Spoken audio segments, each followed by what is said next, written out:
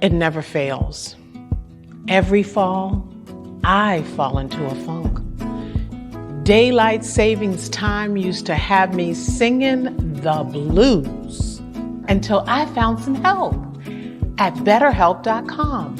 BetterHelp.com. It's an online resource that matches you with your own licensed professional therapist. Listen, ain't no shame in talking to somebody about how you feel. Your mom and your friends are great to talk to when you have problems. They're your go-to. But sometimes you need a professional, and that's where you need to call BetterHelp.com. Sometimes it's the only way to get your happy back. BetterHelp.com offers secure online counseling, either over the phone or via video. Now, it's not a crisis line, but BetterHelp.com has counselors who'll help you with your anger, stress, depression, or anxiety. The good news is that they're more affordable than traditional in-person counseling sessions. But you know what? If your money is funny, don't worry. BetterHelp.com even offers financial aid. Let BetterHelp.com help you get your happy back. Log on today to BetterHelp.com.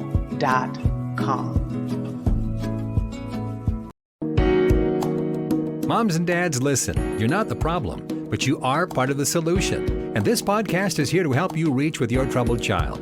Known as the Teen Whisperer, Jason Clopton counsels young adults and has a proven track record of reaching kids when parents can't. Listen and take notes. This show will help you figure out what's bugging your baby and build a bridge to a better relationship with your kids.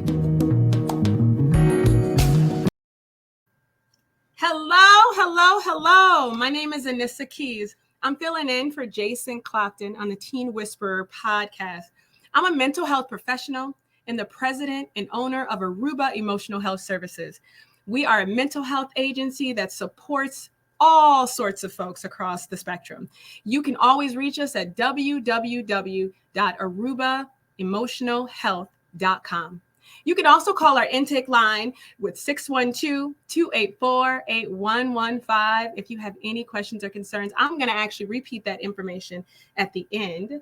But today, I'm so happy that you're tuning in. We're talking about suicide awareness, and we're actually doing a 4-week series on suicide awareness. We're covering the cries for help, the risk factors, the protective factors, and the treatment for suicide. This is really important work. And we're jumping right into our second week. Last week, we talked about the cries for help. We talked about some of those cries being very obvious signs, things that we see every day in youth that are very easy to identify, but some needing a little bit of attunement, paying attention to some details.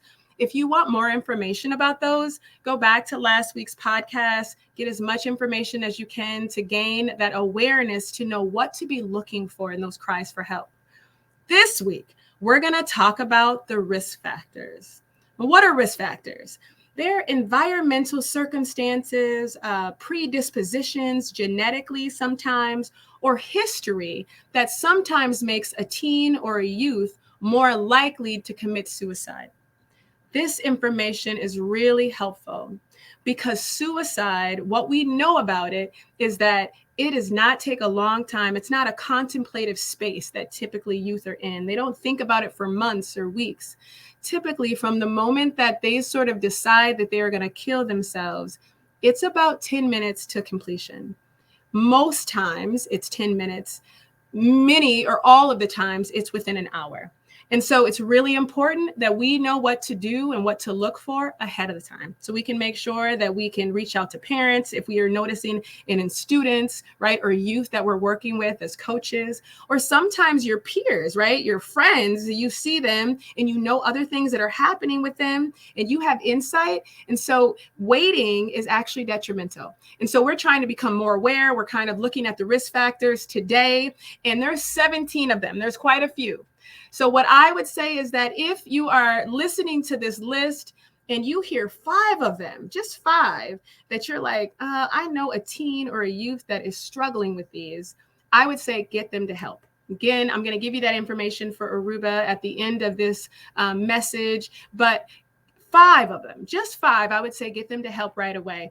Now, I also want to give a little disclaimer that if for whatever reason you hear some youth that have some of these challenges and they don't commit suicide, we're going to talk next week about protective factors. So sometimes what happens is that there's both risk factors, but then some of these youth are struggling, but they have a lot of protective factors in place, supportive family members, or they have some very strong resiliency or spiritual values, where suicide never becomes a real big issue.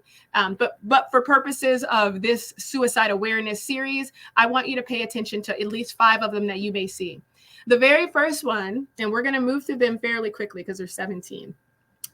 Mental health disorders. So if you know a youth has a mental health disorder, if that's one of the criteria, if that's one of the things that your youth is struggling with, a peer or a student or a member of a team that you're a part of, mental health disorder is one of the main factors for suicide completion. Another one, number 2, would be alcoholism or any other substance use. There are youth that start off at very young ages. They have exposure and they have access to alcohol, to marijuana, to other prescribed and unprescribed drugs. And so a youth utilizing a drug, some sort of substance, puts them at a higher risk. So remember, we're thinking 5. All you need to hear is 5, and you need to get them to help. Okay. So mental health disorders, substance use, hopelessness. This is a feeling that you typically talk about in like, what's the point? We talked about this last week, right? There's no reason to live. There's no reason to get up. There's no movement. There's no excitement about what's going to come forward in your life. Hopelessness is, again, one of those risk factors. Impulsive or aggressive tendencies. So those youth that don't necessarily think before they commit some sort of act. This is huge, right? Because if you think about it, suicide happens very quickly. So a youth that is impulsive, a youth that doesn't think through things, that they do things that they don't think. So you think about youth that sometimes will fly off the handle very easily, or a teen that very quickly will jump into a vehicle without thinking or put themselves in sort of a risky situation. They are at risk for suicide completion. A history of trauma or abuse. And so eventually I'll probably do some sort of podcast on trauma and abuse. This is really common, unfortunately, in our day and age with a lot of our young people who have had experiences in their childhood. And some of them are still having experiences now around trauma and physical, emotional, verbal, just a lot of abuse. That is one of the risk factors. Again, think about 5 if they're hitting just 5 of these. Another one is major physical or chronic illness. So a youth that has maybe had a recent diagnosis or has been living with a diagnosis. Sometimes those youth tend to be a lot more hopeless, which makes sense. Sometimes they attempt to soothe their ailments or their discomfort with substances. So you can see how some of these overlap, right? Some of them are present very easily. 2 or 3 can be present and grouped together. So a physical or chronic illness, a previous attempt to suicide. So if somebody has already tried, they've already cut themselves, they've already, tried to take a bunch of pills, they've ended up hospitalized before, that increases their risk significantly. The other thing that increases their risk is if they have a family history of those that have also attempted suicide. So if they've either witnessed it or they've heard about a family member that has attempted, especially if they have someone around them that has completed it. Again, that increases the risk. Recent job loss, or I think about, for adults is maybe losing a job. For a kid, it might be being removed from a team, but any sort of grief and loss. So a loss of a relationship, a loss of a pet, right? A loss of connection in some way to something that they were very tightly connected to before. Loss is a huge risk factor. We talked about this one last time, easy access to lethal means. And we particularly talked about that if some of the youth have access to that we need to remove some of those lethal means. We're not talking about just a gun, right? Or a knife or a razor blade. Sometimes it's pills. Sometimes, right, it can just be things that youth easily have access to where they can hurt themselves. And so what's really common is youth will sometimes stock up on their medication or their mom's medication or other pills that are in the home that, if taken in large quantities, could be very harmful. A local cluster of suicide. We have read about this, particularly in youth, where it seems almost like popcorn, right? One youth does it and it's almost like it catches fire.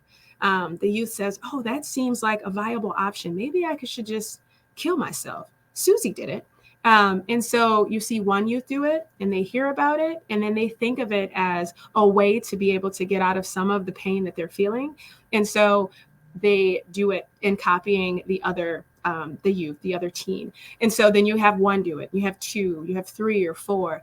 It's very common. Again, that is a huge risk factor. So if your child has some of these particular risk factors and they're around or in a school where other youth have actually completed suicide, again, that's one of those five. Remember the five, right? That's one of those five to be concerned about. A lack of social support or really feeling isolated. So if your youth in general, your teen is not around other teens regularly, or if for whatever reason they begin to withdraw, begin to remove themselves from social settings, or they just don't have a lot of friends. They don't have a lot of connection in school activities. They are not on any boards or a part of not boards, but what do they call them? Clubs at school, or on teams, right? Or just socializing with friends and hanging out. That again is another one of those risk factors. If you find your teen always alone, again, or if you see a student, or if you see a teammate that is always alone, that's another one of those. We have about 4 more left. Stigma associated with asking for help. Now, this is really important, especially in the populations of color. So African-American students, kiddos, kids on teams, right? Other peers and youth. Sometimes there's a stigma associated with needing the support and help. And so if you are a part of a community of color where it is not culturally appropriate or seen as weak to ask for help, you are at risk. Even if you don't necessarily believe it, because the social systems around you, because where your value system comes from, you sometimes may begin to think about some of the stigmas that's associated with asking for help, which puts you more at risk because you're less likely to do it.